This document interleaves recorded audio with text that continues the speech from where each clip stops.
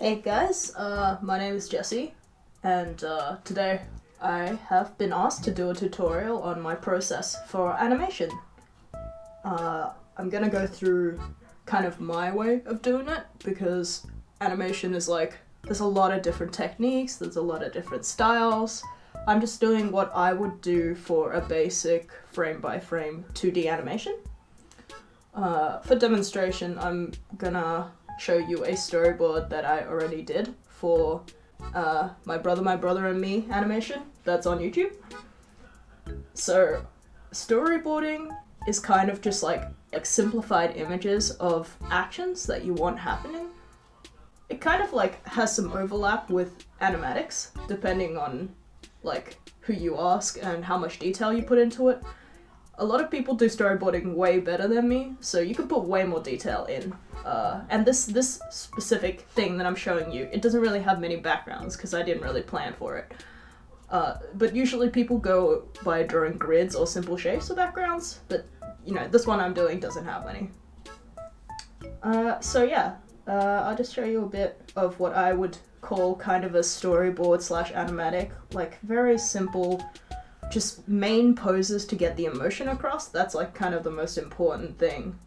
You kind of want the characters' intentions and like their main courses of action to be pretty clear at this point. Sometimes facial expression is super important. It kind of depends how far they are from the camera. As you can see with these characters, they're super close, so you kind of want them to be able to read really easily, you know? And yeah, so this is how I would do a storyboard or animatic. I kind of mix the two when I do it because I'm not really a storyboarder. So I don't appreciate storyboarding as much as some like way better storyboarders would. So I just kind of roughly sketch out these characters in the expression without worrying too much about their model right now at this point. I think the most important thing is readability and whether or not the cameras work and stuff like that. And this is not the best storyboard either, but it's just an example I had lying around.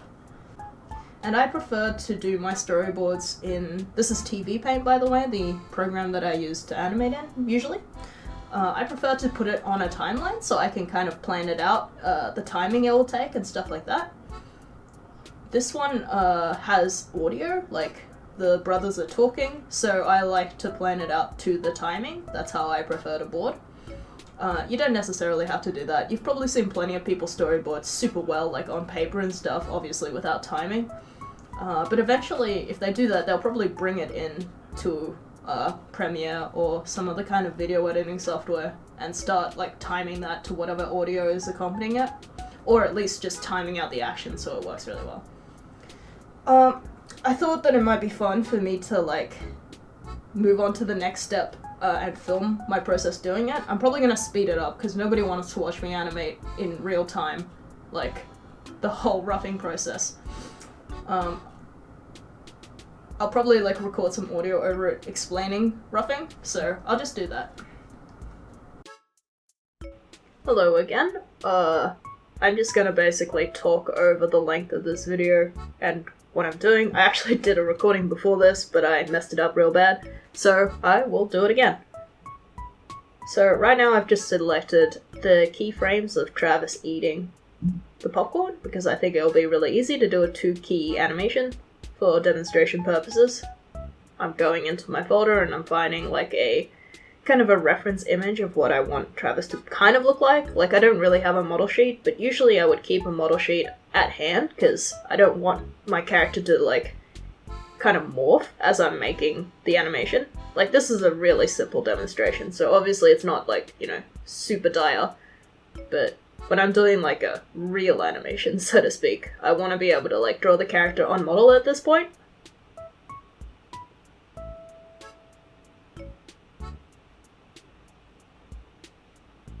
So at this point I'm like trying to make his hand a little bit more on model, like a little more anatomical, and I go back later and I kind of like change the arm shape because I realized it's a little curvy for what he's doing. It's not really, doesn't really look that good. I also tend to like to have a little indication of where his other shoulder would be, even though it's behind the arm, so I kind of know where I'm going. Now I'm drawing the second keyframe of this particular animation, the one where he's got his hand in the bucket and he's like already chewing on some popcorn. The other one, I imagine his mouth like kind of open because he's shoveling it in his mouth. So yeah, this is the other keyframe. At this point, I've already kind of figured out that the mouth and the hand are probably going to be doing most of the moving. The jaw, I should say. So I start drawing the jaw very different, so there's somewhere to kind of get to at this keyframe. I do a lot of flipping, which is what it's called when you kind of just go back and forth on your previous frame and your like current frame to see how much it's moved, just to like kind of get an idea if I've got everything where I want them.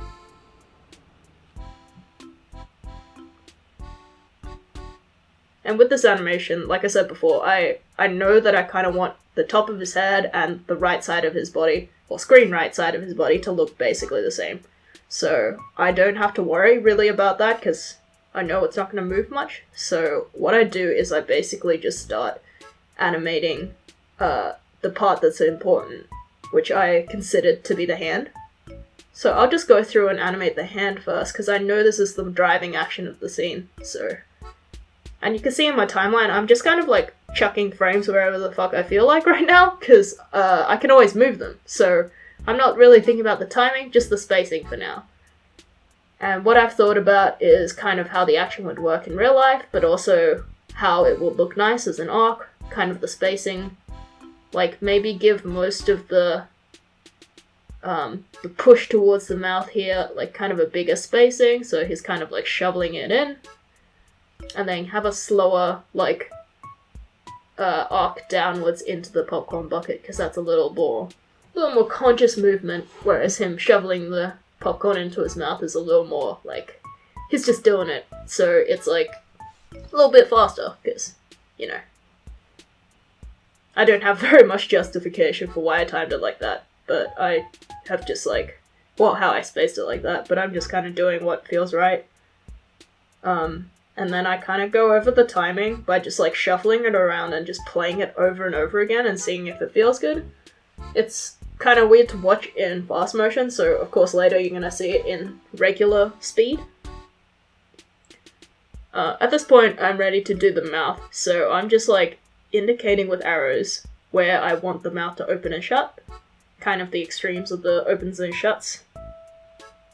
And I'm also like favoring certain frames so that it moves very little sometimes, but then it moves a lot some other times. Like I think when he opens his mouth at the end, the pop, when he opens his mouth on that last frame there, it's kind of a big spacing, so it looks like he's like, you know, just opening his mouth real quick compared to when he's chewing, which is like a slower, smaller motion.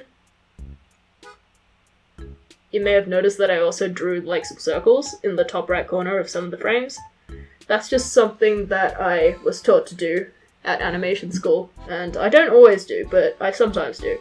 It helps me remember what is like kind of the most important frames, the keyframes I label with the circle, so I like kind of don't forget that I have to keep the character kind of working with those, because those are the ones that I drew first, so they're probably also the most on model. Sometimes they also happen to be like the most extreme frames, like the most closed mouth or the most open mouth. They tend to be that, but you can always like do some overshoots and stuff, which I think I do in this animation. It'll be more obvious when I slow it down. But yeah. So at this point I have the mouth and the hand, which I consider the most important parts of the animation. And I kind of just experiment with stamping the face on the rest of the frame, so it's like the same drawing. I personally don't think that looks as good as actually redrawing it, even if it's just a rough, because I like really like the look of boiled lines. I kind of like, because nobody really moves only one part of their face or their part of the hand without actually moving their body. So if you're like crazy and you have a lot of time, and it works for your style, I would recommend boiling your lines. Like, even though technically it doesn't really need to move, you can just draw over it. I'm doing this in the rough right now, just drawing over it and copying and pasting certain drawings over and over again. Like, so they don't repeat as much, but it's still kind of moving. It's just kind of like a cheap trick to make it look like the rest of the body is kind of in motion too. Which it would be in real life, so it kind of makes sense.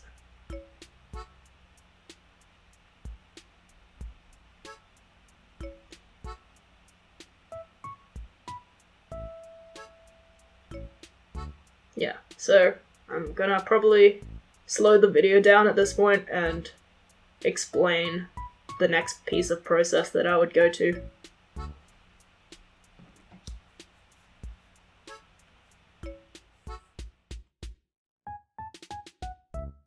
Okay, I'm just gonna slow the video down here so I can kind of watch it full speed with you. Alright, his nose is kind of annoying me when it's popping in and out.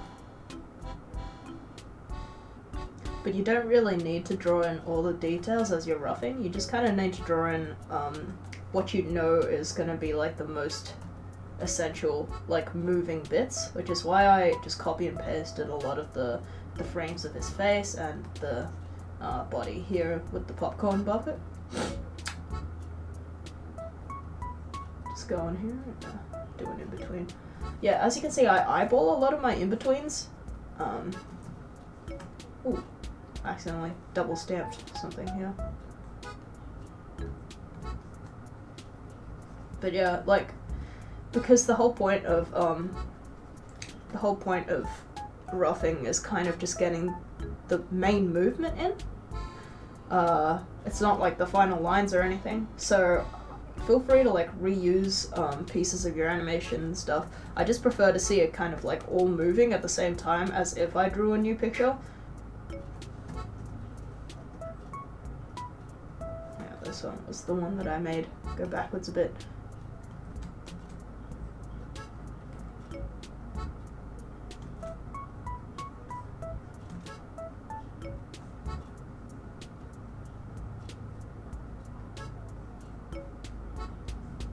Yeah, okay.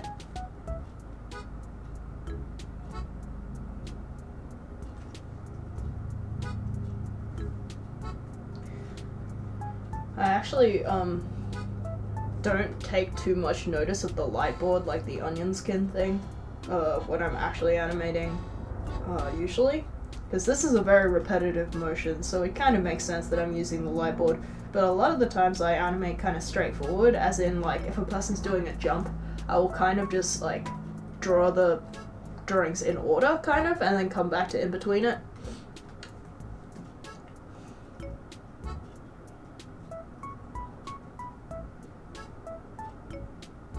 Yeah. So that's Travis eating. Yeah, so usually what I would do after this is go in and clean it up. Which is of course picking a nice brush that you want to use and just like, you know, going over the outline. I don't think I'm going to do the whole cleanup because I think that will take too long, and also cleanup, because of its precision, it kind of like requires a lot of straining, and I kind of have a really sore wrist right now, so I'm not going to do a full cleanup, but I will show you one frame. Maybe I'll do the other key. Okay, so here I am again, talking over the video I've already recorded. So, what I'm doing right now is just setting my shape settings to like a more smooth brush, because you know, you don't want any bumps when you're like cleaning up. Well, it depends on the style, but I didn't want any bumps. So, I went in, and like, as you can see, there's a lot of undoing when it comes to cleanup, because rarely are you ever gonna get like that perfect line in one go. So you're gonna see a lot of that. You also see a lot of me just like going over shapes really quick and then realizing that it's kind of ugly, going in to fix it up a little bit. I think it's in this point of the video that I start realizing, oh yeah, TVPaint has like a curve line tool. So I do that. It's way easier, so I start doing that more. It's like something people in the industry actually use, so it's not like, I mean, the technology's there, it's not cheating. It also makes it look super good when you need to do those really long lines that sometimes you need to break up, depending on how good you are at controlling a tablet. I'm using a small Intuos right now, so I'm not really good at using it. Usually I work with a Cintiq, so I'm not very good at the current tablet I'm using. So as you can see there, well maybe you didn't see, but I'll go over it again later. You can set your brush so that it happens behind the lines. I'll talk more about that later when the video slows down. But I'm doing color separations in his beard, which means, you know, it's like not an actual outline, it's just the color that I want his beard to be, because I kind of don't want it to be a hard outline, I just want it to be a color separation.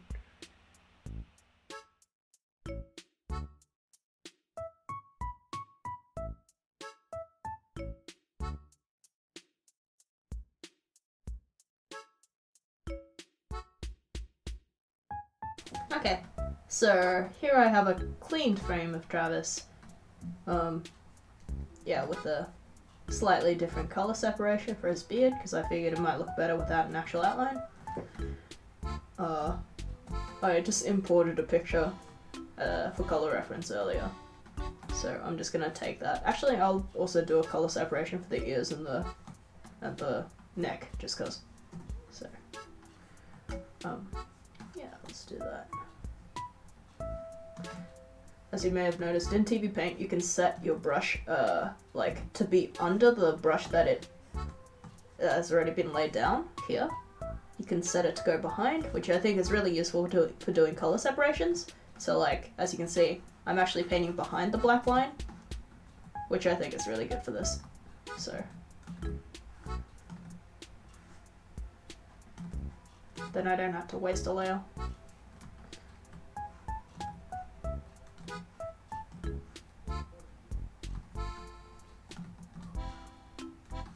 That was pretty good. Freehand.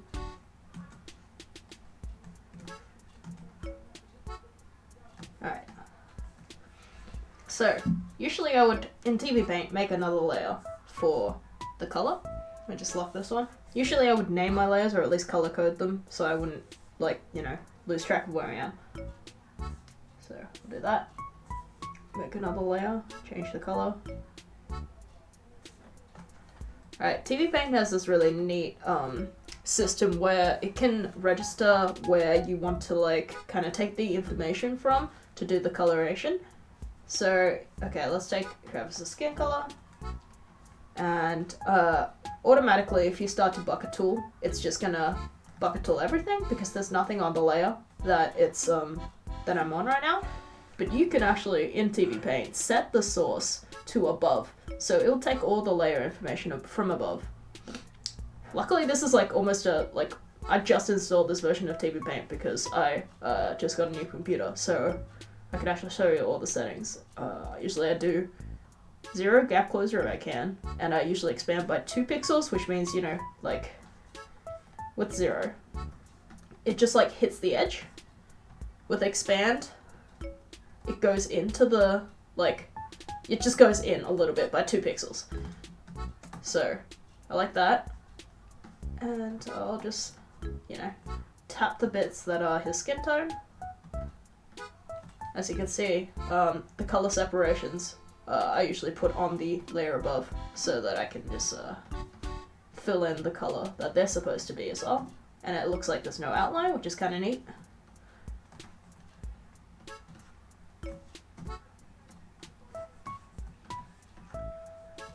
Yeah, so it really like looks like shadow.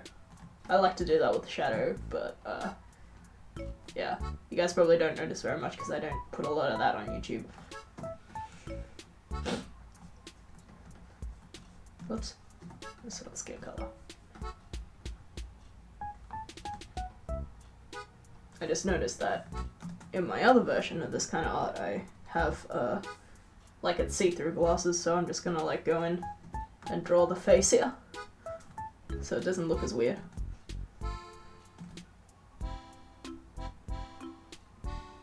Alright, that's better. For a second I almost thought I drew that on the wrong layer, but I did it subconsciously. I switched layers subconsciously, so we good. Alright, that looks way better. And just gonna take his shirt color from here.